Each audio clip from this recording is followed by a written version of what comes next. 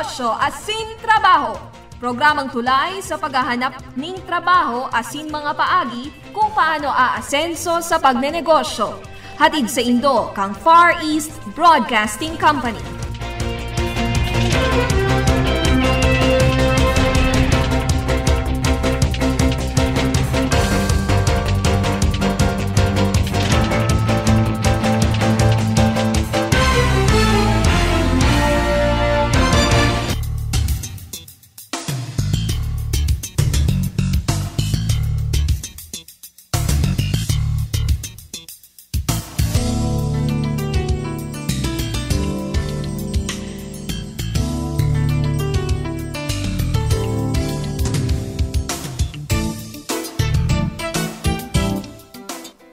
Blessed Wednesday morning sa ating mga kasama ngayon dito sa ating estasyon sa CARE 104.3 The Way FM. At ito po ang inyong programa Negosyo asin Trabaho at ako inyong kasama hanggang mamayang alas 9 ng umaga. Siyempre po, binabati natin ang ating mga kaibigan, kapamilya na mga nagse-celebrate ng kanilang mga kaarawan ngayong araw na ito ng isang maligayang kaarawan. At kung kayo man ay nagse-celebrate hindi lamang ng inyong kaarawan, ng inyong mga wedding anniversaries, or dedication ng inyong mga anak, kami po ay nakikigalak at nakikisaya sa anumang selebrasyon na mayroon po kayo ngayong araw na ito. At syempre, kasabay din dyan na ating binabati ang ating mga kaibigan, kapatid, yung mga listeners, yung mga taga-subaybay natin mula sa 1st, 2nd, and 3rd District of Albay. Kasama na dyan ang Camsur and Camnorte. Magandang umaga po sa inyong lahat. And of course, binabati din natin ang ating mga kaibigan at mga taga-subaybay mula sa Sorsogon. And even ang ating mga kaibigan na nandyan sa mga islands sa Masbate, Burias, Ticao, and Rapu-Rapu Island. Good morning po sa inyo. At syempre, hindi pwedeng kalimutan natin ang Happy Island of Catanduanes. Magandang umaga po sa inyong lahat. At kami po'y masaya na kayo ay nakatutok, nakaantabay at kasama natin dito sa ating himpilan sa CARE 104.3 The Way FM. At kayo po ay patuloy na sumubaybay sa ating mga programa mula alas 5 ng umaga hanggang alas 8 ng gabi. Yan. Punong-puno po ang ating mga programa dito sa ating estasyon, Lunes hanggang Linggo. Kaya non-stop. Alam ko marami tayong mga taga-subaybay na nakikinig sa atin sa radyo. Kayo po ay ang aming mga silent listeners at kami ay masaya na kayo ay patuloy na sumusubaybay at kasama namin sa ating himpilan dito sa CARE 104.3 The Way FM. At ngayong araw ng Miyerkules, syempre pa kasama natin ang Department of Trade and Industry para po tayo ay mabigyan ng mga informasyon na kailangan natin at matulungan tayo para maging mga wise consumers at malaman natin anong nga ba ang tungkol sa warranty or warranties na ibinibigay sa atin bilang mga consumers. Kaya maya-maya lamang po ay makakasama natin ang ating resource person from Department of Trade and Industry para sa magandang talakayan na ating pag-uusapan ngayong araw na Miyerkules. Kumusta po ang bawat isa? At kumusta ang ating mga almusal? Tayo po ba ay nakapag-almusal na, papasok na sa trabaho ang iba? At ang iba naman ay saan na po ba kayo? Kayo po ba ay nasa inyong mga trabaho na o sa inyong pagnenegosyo? Kami po ay nagpapaalala na konting ingat. Kaya kayo po ay aming pinapaalalahanan ng ating mga jeepney drivers or yung mga pampubliko nating mga sasakyan. Dahan-dahan at hinay-hinay lamang po sa ating pagmamaneho. Lalong-lalo na po para po sa safety ng ating mga pasahero. Ganon din yung mga nasa private mga bihikulo na pribado, dahan-dahan lamang din po at wag po tayong magmadali sa ating at sigurado makakarating din po tayo sa ating patutunguhan. Ang mahalaga po, tayo ay ligtas at tayo ay makakauwi sa ating mga pamilya pagkatapos ng ating pagnenegosyo at pagtatrabaho. Kaya magandang umaga sa bawat isa at enjoyin lang po natin ang ating mga oras na tayo ay magkakasama dito sa ating programa sa CARE 104.3 The Way FM. Again, ito po ang inyong programa Negosyo asin Trabaho at ako ang inyong kasama hanggang mamayang alas 9 ng umaga, Yvette Pa. Wow! At syempre, bago po tayo magpatuloy at antabayanan po natin ang ating pakikipag-usap sa resource person from Department of Trade and Industry, tayo muna po ay may pakikinggan ang Pro Tips.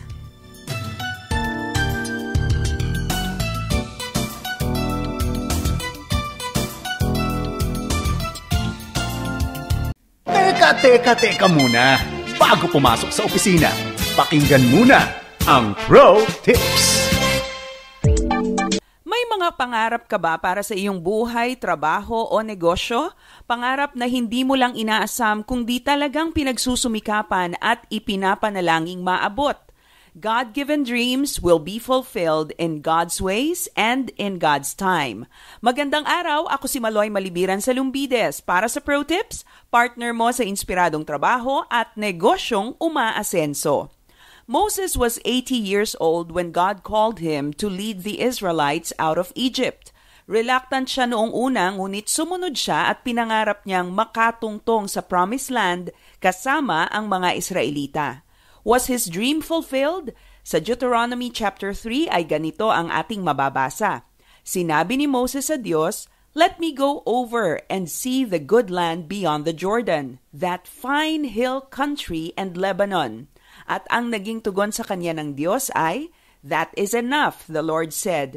"Do not speak to me anymore about this, since you are not going to cross this Jordan. But commission Joshua and encourage and strengthen him, for he will lead his people across and will cause them to inherit the land that you will see." Ipinakita ng Diyos kay Moses ang lupang ipinangako niya sa kanila. Ngunit dahil sa pagsuway ni Moses sa isang utos ng Diyos, hindi siya pinayagang makatungtong sa lupang pangako. You may look at it as a tragic ending, but the story and the dream did not stop there. Sa Matthew 17, sa kwento ng Transfiguration ni Jesus ay mababasa natin ito. There he was transfigured before them. His face shone like the sun, and his clothes became as white as the light. Just then, there appeared before them Moses and Elijah talking with Jesus. The apostles of Jesus saw him standing on the mountain having a conversation with Moses and Elijah. Ang pangarap ni Moses na makarating sa Promised Land ay tila hindi natupad sa lifetime niya, ngunit ito ay natupad sa timetable at kaparaanan ng Diyos. God-given dreams do come true in God's ways and in His time. Tatlong paalala ang gusto kong ibahagi sa iyo ngayon tungkol sa pag-abot sa ating mga pangarap. Una, commit your dreams and your plans to God. Ang sabi nga sa atin sa Proverbs 16 verse 3, "Commit to the Lord whatever you do, and He will establish your plans." May kasabihan nga tayong kapag gumawa ka ng plano, lapis lang ang gamitin mong panulat para pwedeng burahin at baguhin ng Diyos. Kapag ibinigay mo sa Diyos ang mga pangarap mo, makaaasa kang higit pa sa kaya mong planuhin at isipin ang kaya niyang gawin. Pangalawa, work hard to pursue your dreams. Ang pangarap na hindi nilalapatan ng gawa ay daydreaming lang. Kung seryoso ka sa mga pangarap mo, handa kang magsakripisyo at magtrabaho para matupad ito. You make adjustments in the way you use your time and resources so that your dreams will be fulfilled. At panghuli, your dream may be bigger than you. Isipin mo rin na may mga pangarap na sobrang laki kaya ang katuparan nito ay hindi natin lubos na makikita o mararanasan sa lifetime natin. Maaaring ang mga ginagawa mo ngayon ang siyang magiging pundasyon ng katuparan ng mga pangarap mo na bubuuin ng mga taong susunod sa iyo. Gaya halimbawa ni King David, it was his dream and desire to build a temple for God, but it was Solomon, his son, who fulfilled it.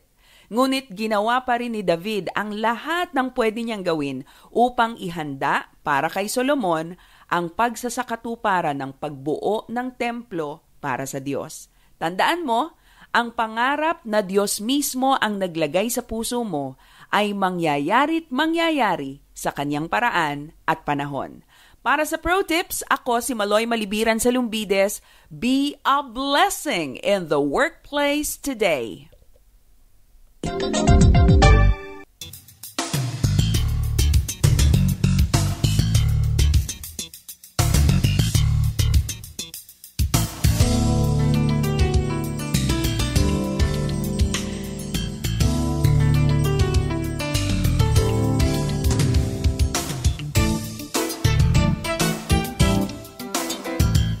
tayo nga po ngayon ay makakasama natin ang ating resource person from Department of Trade and Industry na talaga namang sumusuporta at sumusubaybay sa ating mga programa. At tayo bilang mga consumers ay nabibigyan ng mga importanteng mga informasyon para po sa ating pagiging wise consumers. At ito po ay ating pag-uusapan ngayon is all about warranty. At ang kasama po natin ngayon is si Miss Suzette Brioso Venaventura ng Department of Trade and Industry.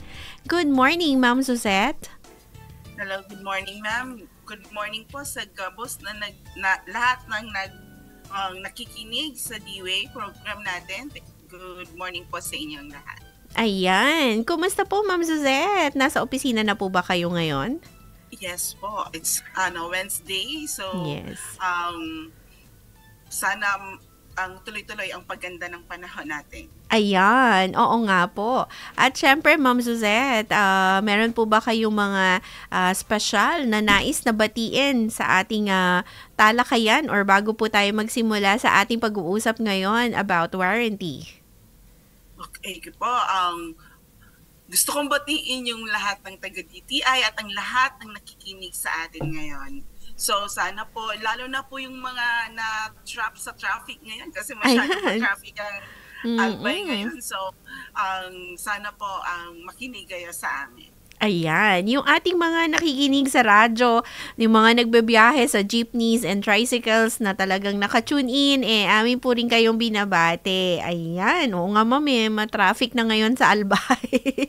Kaya maganda po na makinig sila sa radyo para naman ma-entertain sila at hindi uminit ang kanilang mga ulo habang nasa traffic. Ano po? Yes po, at habang nakikinig sila, ay natututo pa po sila. Ayan, I definitely agree with that. Yan, Ma'am Suzette, ano po yung ating pag-uusapan tungkol sa warranty? Ano nga po ba itong warranty at ano ang mga informasyon na dapat na maunawaan o maintindihan ng ating mga taga-subaybay dito sa ating estasyon, ang mga tagapakinig tungkol sa warranty? Okay, ma'am, ang warranty kasi ay lalo na sa ating mga nanay, sa mga bumibili ng mga appliances o kaya mga serbisyo o kahit na anong produkto, palagi nating naririnig ang word na warranty. Ano po? Yes. Kaya lang kuminsan, may mga consumer tayo na hindi nila alam kung paano ba gagamitin ang warranty, kung ang tamang paggamit nito, at kung ano-ano ba ang warranty na tinatawag. Ano po? Lalo na po kung minsan bumibili tayo ng, for example, appliances, sa sobra nating excited na magamit, nakakalimutan natin na humingi ng warranty o kaya magtanong, ano ba ang warranty? At kung magsabi naman po ang seller na or vendor na may warranty, kung minsan, okay, ini-ignore. Ano pa ang ebidensya na may warranty? Yes. Yun ang kuminsan ang nakakaligtaan natin. Ang hingin na pinaka-importante lalo na sa post-sales. Ayan, maganda yung sinabi nyo, Mama, no, na ito ay nakakaligtaan. At kung hindi man nakakaligtaan, ito ay sinasabi sa atin ng salesperson na kayo ay may warranty pero ini-ignore natin. Pero ito pala ay isang napakahalaga or importanteng bagay na dapat alam natin. Ano, Ma'am? Yes po, kasi ito ang magbibigay proteksyon actually sa bawat partido, sa ang seller at sa buyer after the sale. Kasi ano ba itong warranty na ito, ma'am? Di ba? Tinatawag natin. Actually, akala nila it's just a piece of paper. No, it's just a certificate. It's an accessory contract. Kontrata to Kontrata to ng vendor or ng nagpapabili at ng pumili. Kung ano ang kanilang obligasyon from the moment of sale pagkatapos ng pagbili ng isang produkto o serbisyo. Gusto lang po natin ipaalam na ang warranty po ay hindi lang nakaakibat sa isang produkto, kundi pati na rin sa serbisyo. Halimbawa po, nagpagawa kayo ng motor ninyo o kaya nagpagawa kayo ng nasirang appliances o kotse o kung ano pa man, for example, repair, meron din po yan tinatawag na warranty. Ay, ano po? Maganda yan, ma'am. Yes, kasi ma'am, ang iniisip ko na warranty or most of the time, ang naiisip natin sa warranty ay yung mga bagay na binibili natin. Of course, naiisip natin niya may warranty but not the services.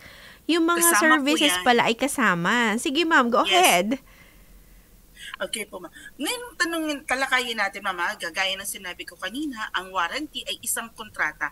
Yes. Accessory contract. Bakit natin sinabing accessory contract? Kasi yung main contract ng ang pagbili ng transaksyon ay yung pag-sale, pag-purchase. Yung Yan. halimbawa po, bumili tayo ng isang television set, yung main contract niya ay yung ang pagbili mo ng contract of sale na yon nung ang TV, di ba? Ngayon, may kaakibat dyan na accessory, kumbaga nakakabit na kontrata, ito yung warranty. Yan. So ano po ba yung mga warranty? Ano ba ang types of warranty? Kagaya po ng kanina po na-discuss ko na kung ano yung warranty. Ano po? Yes. Ngayon po, ano ba yung types of warranty? Meron po tayong tinatawag na express warranty at implied warranty. Ano po Pag yung isa, sinabi- ma'am? Express and? Implied. Oo, Pag implied. ano po ba ang express? Ito pong express, ito na po yung nakikita natin na binibigay sa ating certificate na Yan. sinasabi natin sa atin kapag bumibili tayo, for example, ng refrigerator, o kung ano pa man, sasabihin sa inyo na, ma'am, may warranty po to, 10 years warranty po yan. So yun ang tinatawag natin express warranty. However, hindi po siya masasabing express kung walang nakasulat. Dapat po nakasulat siya. Yan. Ano po? So, ano ba ang mga terms ng express warranty? Sinasabi po natin dito sa express warranty, dapat po clear ang nakasulat. Ano po? Kasi sinabi nga natin contract siya eh. Ibig Yes. sabihin, hindi siya verbal, dapat nakasulat. Ano? So, dapat clear ang pagkakasulat, hindi siya blurred at saka naiintindihan. So, dapat ba English ang express warranty ang nakalagay? Yes. Not necessarily. Oo. Pwede dapat ba Tagalog? Pwede. O dito Yes. sa Bicol, pwede bang Bicol? Pwede. Pwede. Basta ang importante, ang naiintindihan siya ng dalawang partido, ng Opo. seller at ng buyer. Opo. Yun po. Ma'am, may Yes. sorry po. May tanong lang po ako dyan sa warranty na isinusulat natin. Ito po ba yung nakikita natin, kunyari bumili po tayo ng appliances or ng gadget. Di ba po meron dyan sa loob na parang warranty booklet? At ito po Yes. ba yung minamention natin na dapat nating sulatan ng malinaw? Actually, yan pong di ba may box yan? May nakalagay dyan na booklet na nakalagay dapat warranty. Yes. So, dapat identified siya na warranty kasi kung minsan, ang nakalagay lang dyan ay yung instruction. Yan, So, tama. dapat ang nakalagay is clear siya na warranty siya. At ina-identify siya dun sa warranty kung sino ang magbibigay ng warranty. Okay, yan. Very Okay. clear. Yes, go So, ahead clear po. yan. So, titingnan po nyo, actually palagi yan nakalagay, pag nagtatanong kami dito, may mga reklamo, asan yung warranty? Sabihin nila nung nagpabili, ma'am, nasa box. So, kasama po yan sa box, sasabihin nila. So, dapat tayong mga consumers, sa mga nakikinig po sa atin, maging aware po tayo na tingnan po natin, yung box wag natin kaagad itatapon. Sobrang Yes. excited natin, tinatapon na kaagad natin.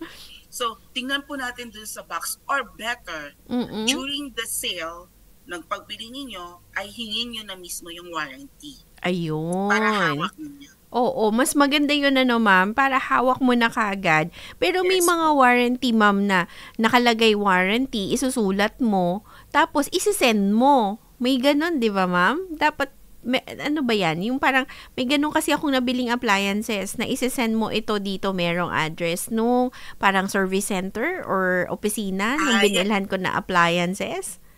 Ay, hindi po yun, ma'am, warranty. Kasi ang warranty po, ma'am, binibigay during the sale. Okay, that's clear. Oo. So, ano during kaya the yun, sale. no? Sige, ma'am. Kasi kung wala pong binigay na warranty during the sale, wala kayong napag-usapan, that's implied warranty. Yan po ang pag-uusapan natin sa Okay. like, Sige, ma'am. Okay po.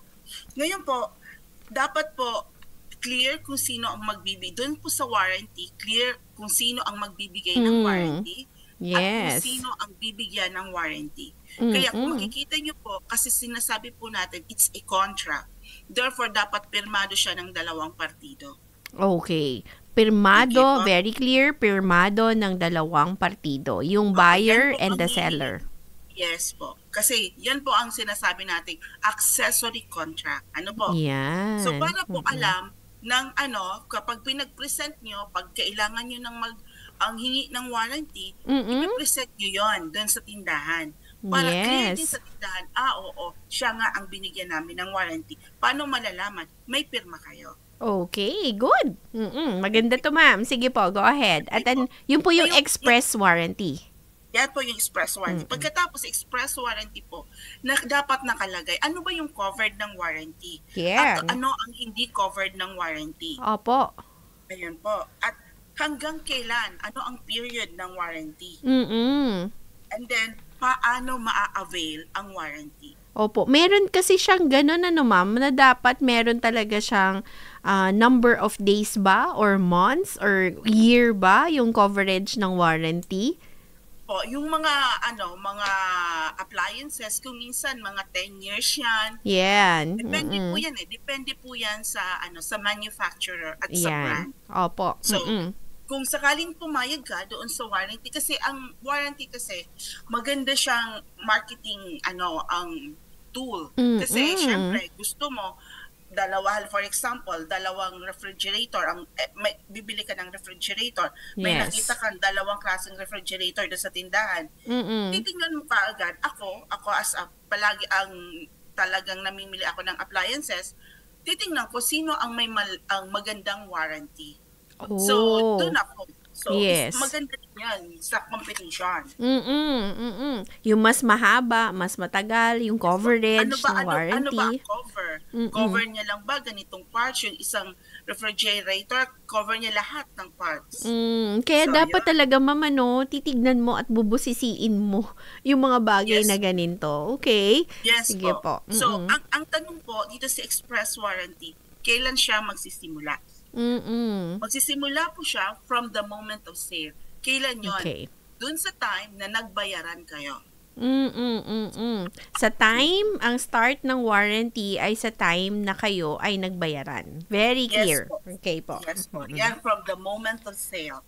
So, kaya po, and then, para po din po sa protection ng ng consumer natin, hingi po kayo ng resibo. Kasi ang resibo po, yan po ang ipinipresent,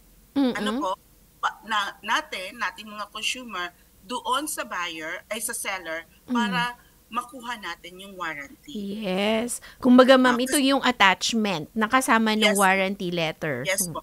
So, ang better po, ang dapat may resibo kayong ipipresent. Halimbawa, nasira ang TV na na binili ninyo, pagkatapos nasa warranty period pa naman siya, so ang ipipresent po yung official receipt. Okay. Kasi po, yun po ang patunay na yung TV, or example lang po, yung TV na binili ninyo ay doon talaga sa tindahan ninyo binili.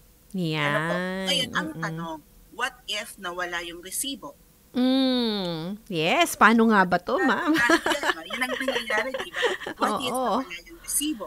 So, sinasabi po natin, dapat hindi iwala ang resibo hanggat hindi natatapos ang warranty. So, keep it safe. Ngayon po, kung minsan, kasi digitalized na rin ang ibang tindahan, nakakahingi po tayo ng resibo sa kanila. O nakakahingi tayo ng kontrata o kaya proof of transaction na sa kanila binili.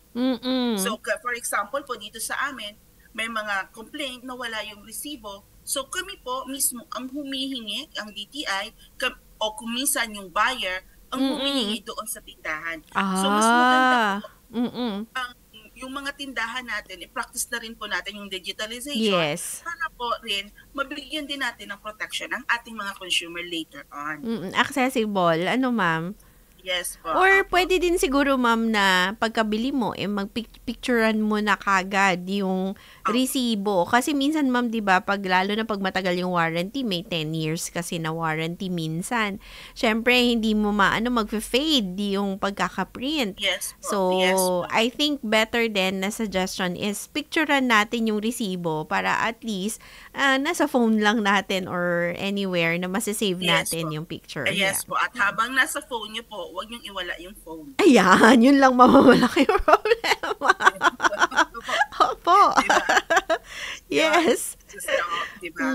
So, yun po, ma'am. So, ang nasa inyo na po kasi tayo pong mga consumer, nasa atin po yung bear ng responsibility to prove na sa kanila binili yon. Pero po, sabi nga natin, may mga ngayon, tindahan na digitalized na. So, madali pong makakuha rin sa kanila ng proof of transaction. It's just one click in their system. Yan, oo. So, maganda ito, ma'am, na may dagdag kaalaman na meron palang ganito na digital na pwede nating hingin doon sa ating binilhan. Yan. Thank you, ma'am.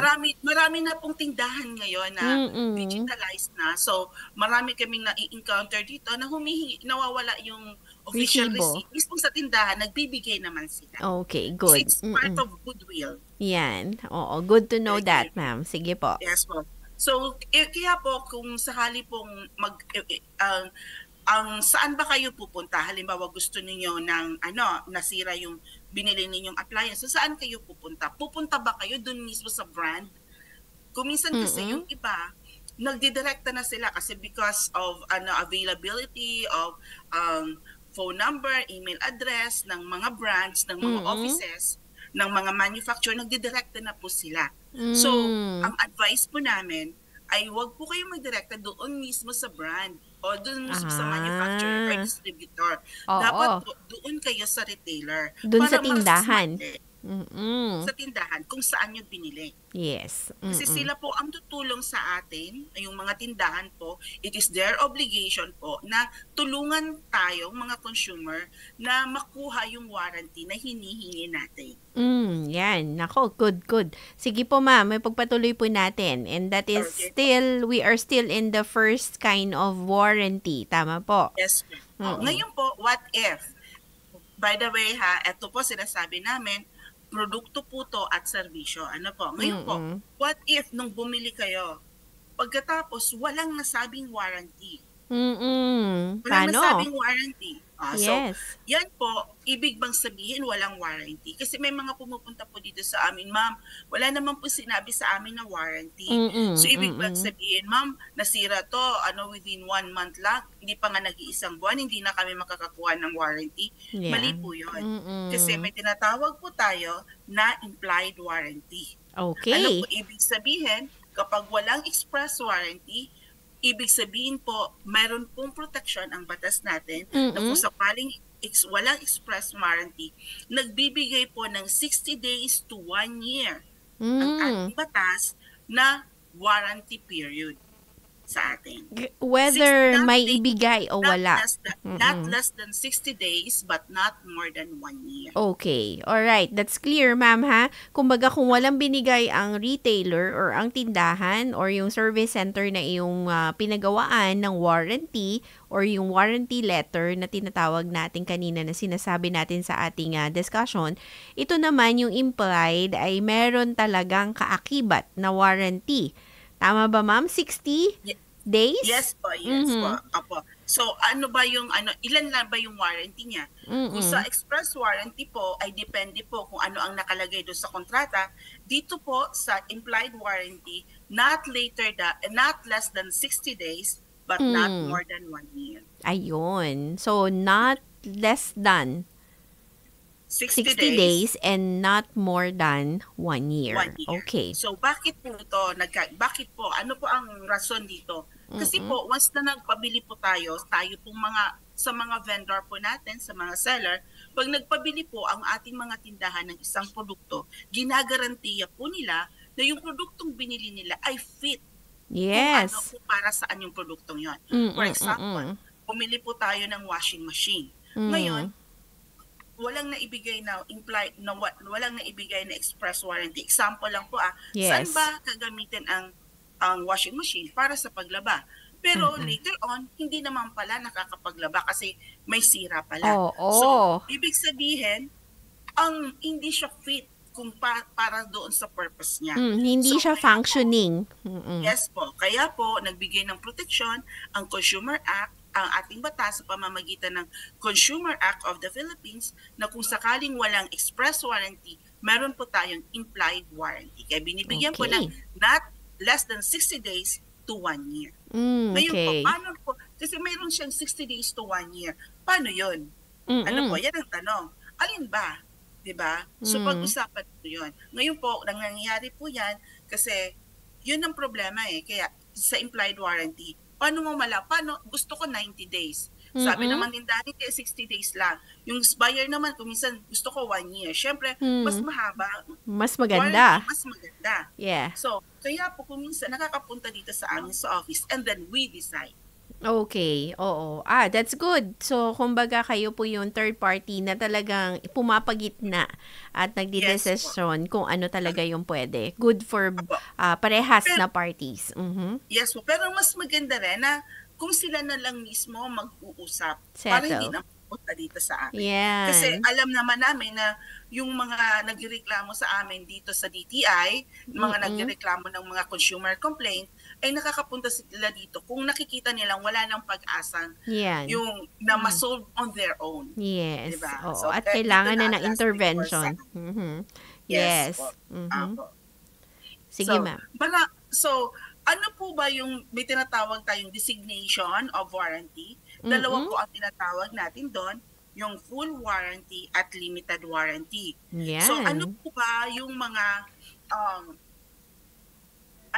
yung mga relief ng full warranty at limited warranty? Pag full warranty kasi ibig sabihin lahat siya. Pag Okay. limited, limitado lang. Yes. So, for example, sa limited warranty, covered lang yung specified parts o kaya certain types of defects or other condition. Oo. So, kumbaga, meron lang siyang pinipili na ito lang ang warranty. So, yun ang tinatawag na limited. Kaya nga, limited from the word itself. Pero full, ibig sabihin lahat yan. Pati servisyo, lahat. So, ano ba ang pag tatanungin ng consumer sa mga nakikinig natin sa atin ngayon, o kung sakaling full warranty, ano bang makukuha namin? Pumunta na ako sa tindahan, ipipresent ko na yung official receipt plus the full warranty. Ano ang makukuha naming relief? Okay? Yan. So, ang relief po, it's either refund, repair, or replace the product within the specified.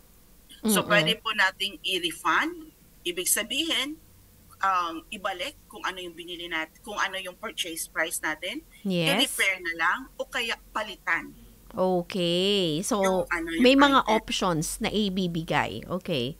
Yes po. Yes So, po. dapat po ang tindahan, ang revenue naman po nila, ang obligasyon nila, ay ibigay kung ano yung nararapat na warranty. Okay. Okay po.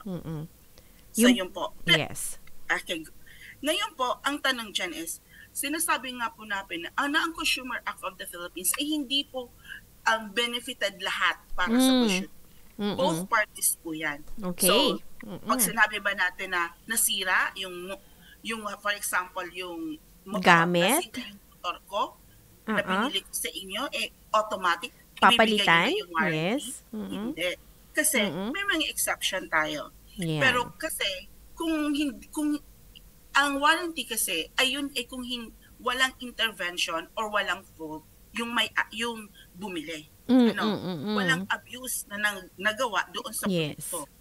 So kung may fault siya, kung may fault yung bumili ng motor, for example ng motor, halimbawa ang bumili siya ng motor, pagkatapos nasobrahan naman niya ng gamit, di ba?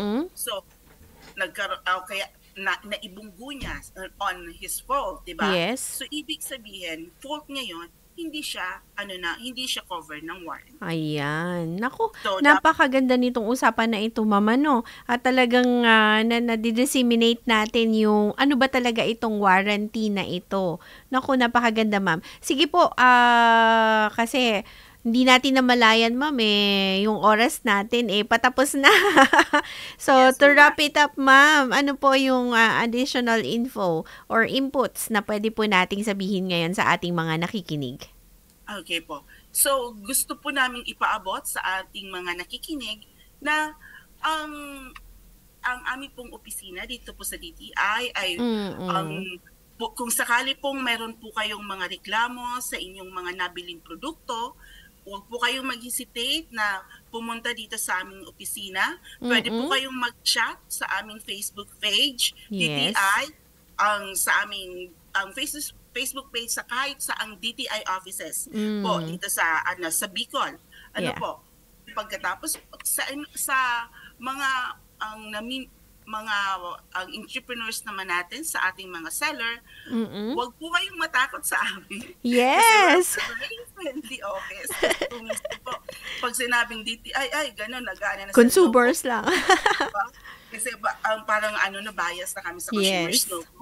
Ang siniserve po naming party ay both the sellers and the buyers. Kaya nga po may tinatawag kami mediation para po hindi na makaabot kung saan. Kumbaga po, ang mediation po na tinatawag namin o ang ginagawa po namin na first step para maayos ang mga consumer complaint ay para po ma-retain din ang goodwill ng ating mga seller. Ayan. Naku, maraming salamat, Ma'am Suzette, sa napakagandang information at napakagandang talakayan natin about warranty. Marami tayong natutunan, additional inputs tungkol sa ano ba talaga ang warranty. Again, Ma'am Suzette Brioso Benaventura, maraming salamat po at saludo po kami sa Department of Trade and Industry. Good morning, ma'am. Thank you very much. Good morning. God bless po. Ayan, na tayo po ay dumako na sa ating pansamantalang paghihiwalay ngayong araw ng Miyerkules at tayo po ay pagpalain ng Panginoon sa ating buong maghapon at sa ating mga gawain, sa ating negosyo at trabaho. Tandaan po natin na ang ating pagtatrabaho ay gawin nating mainam at mabuti dahil ito ang nakakaluwalhati sa ating Panginoon. At bago po tayo magpaalam ngayong umaga, tayo muna po ay manalangin. Heavenly Father, we thank you and we praise your name, O God. Sa oras na ito kami lumalapit sa iyo at nagpapakumbaba na humihingi ng iyong gabay sa aming paghahanap buhay, sa pagtatrabaho, sa pagnenegosyo, o kung kami man, Panginoon, ay nasa loob ng aming mga tahanan. Gabayan niyo po ang bawat isa na kami ay patuloy na ang aming mga ginagawa, Panginoon, ay makapagbigay ng kasiyahan sa iyo lamang, Panginoon. Ganon din, O Lord God, we pray na kami bigyan mo ng kalakasan upang magampanan namin ang aming pagtatrabaho at paghahanap buhay ng maayos at patuloy na kami ay lumalapit ng pag-iingat mo sa aming pagbabiyahe, sa pagpunta sa aming trabaho at negosyo hanggang sa aming pag-uwi, Panginoon. Biyayaan mo po kami, Panginoon, ng pagpapala na nagmumula sa iyo, kalakasan na nagmumula sa iyo, ang aming hiling at dalangin sa oras na ito. Marami pong salamat at ito po ang aming dalangin sa pangalan ni Jesus na aming Diyos. Amen. At tayo nga po ay dumating na sa ating pansamantalang pagpapaalam, kaya tutok lamang po sa ating mga susunod na programa hanggang mamayang 8:00 ng gabi dito lamang sa Care 104.3 The Way FM. At salamat Don Ramon sa pagsama sa akin sa technical side para dito sa ating programa sa negosyo as in trabaho. Tandaan po natin, be a blessing in your workplace today at tayo ay magnegosyo ng tapat upang ang Panginoon ay maluwalhati sa lahat ng ating ginagawa. Magandang umaga, ito po si Yvette Pao. Negosyo as in trabaho. At susunod na po, buhay pamilya.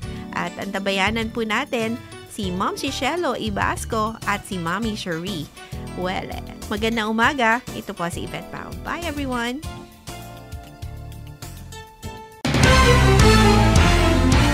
Napasaindo ang saro na naman na edisyon kan programang Negosyo Asin Trabaho. Antabayanan giraray sa parehong oras, Lunes hanggang Biyernes 8:00 in aga. Kung may mga suhestyon o kahaputan sa mga impormasyon na sa imong nadangog o gusto pang maaraman, mag-apod sa numero 052-482-0460.